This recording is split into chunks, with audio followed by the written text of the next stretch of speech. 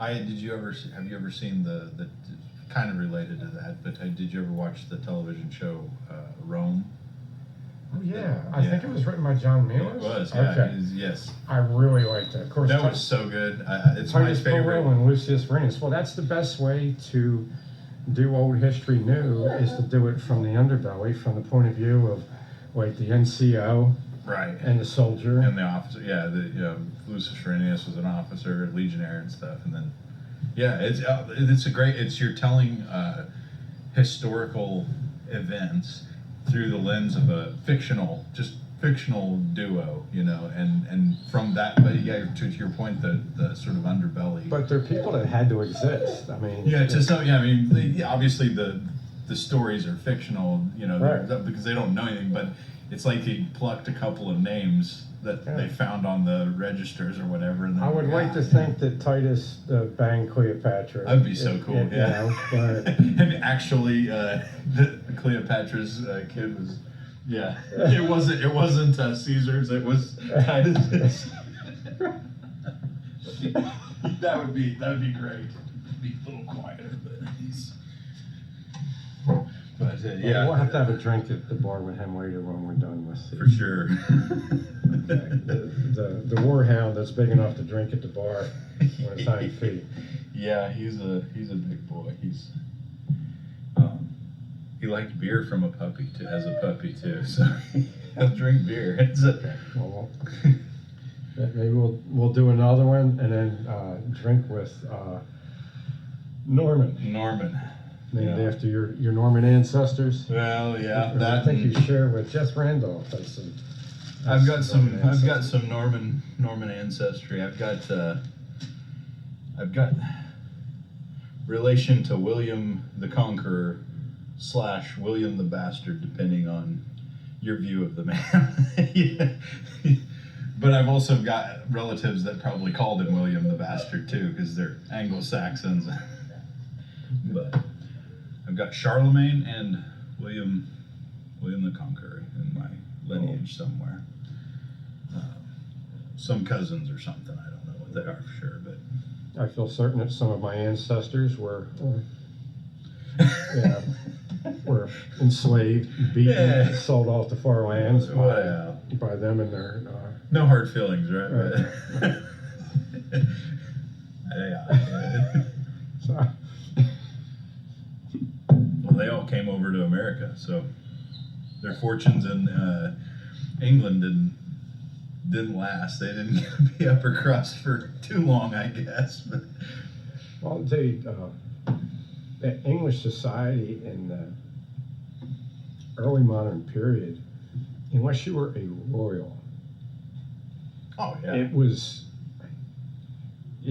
you could, if you fell into debt starting in 1215, according to the Magna Carta, even if you were the king's right-hand man, he couldn't save you from the international creditors when you died, and your wife and children would be sold off to choirs in Italy and brothels in France. Well, and to go back to what you were talking about earlier about the grand conspiracy, right? Well, think about, have you ever heard of the city of London? Yeah. You've heard of London. Yeah, and then the city of London even is not the same thing. Not necessarily welcome there. That should throw a lot of red flags. It's a corporate entity. Yes, that's what it is. And that was the whole idea behind colonies. Technically all the places in America were provinces, and they were a territory. The population was represented by the plantation, and the business charter. Planting a tax base, And your business charter is the Constitution, and these started out as corporations, and if you think about it, incorporation is a fiction that prevents the actors, the actual nefarious conspirators of the pyramid scheme, from facing any consequences due to their crimes. Right. So a corporation is basically an enemy of humanity. That's what it is. Yeah, yeah. You know? And the thing is, people get one thing twisted about corporations. I noticed today, especially, is you have all these discussions about corporate, are corporations people, the corporate personhood, and all this shit.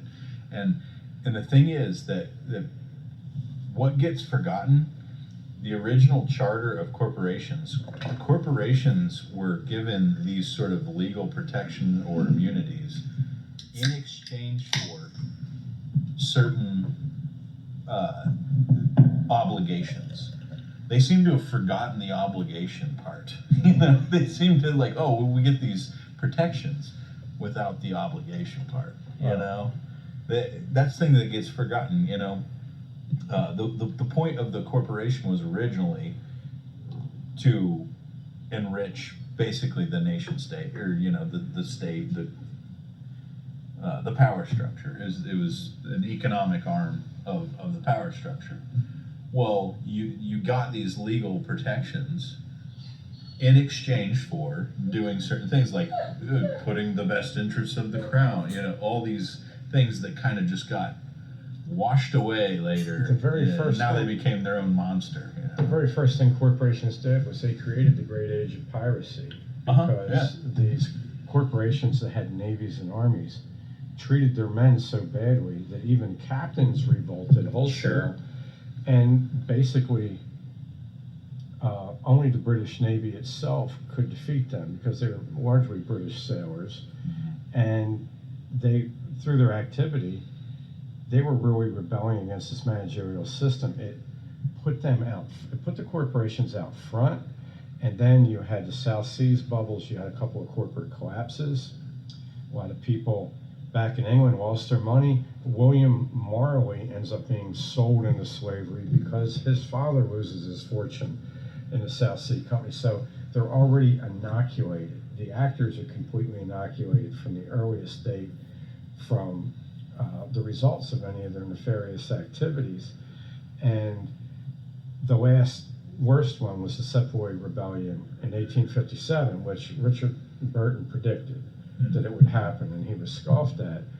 That seems to, companies were already trying to work behind the state instead of getting out in front of it, starting in the early 1700s. The 1600s, the companies were out in front of the state, and the state was there to back them up. But in the early 1700s, with the collapse of the South Sea Corporation, there starts to be a drift where new corporations that are formed are more likely to get behind the government instead of in front of it. And finally, the governments themselves step out ahead and take charge in the mid-1800s with the disastrous almost loss of the continent due to corporate malfeasance, where they were really grossly mistreating their soldiers, right? In India. So I think that it was actually, it was never for the state. It was sold as being for the state. Exactly. Yeah. It Well, kind that's of where it comes got into being at the same time that you have the Peace of Westphalia, and you got the idea of the nation state coming, and it comes into being. It's a sales job, and I think the idea was the state's going to back us up, and the state did. The state did back them up. Well, they still do. But then they went. Eventually, it became too big. Yeah. Too big. Yeah, So eventually, the state comes to the fore, and then the corporation is now pretending to back up the state, but they're not. Right. They're actually just using the state as a vector to siphon money. A parasitic sort of relation. But and what I meant basically was this was part of the understanding the charter. That's how, exactly. Yeah, that's not how it happened in real life. We all know that. But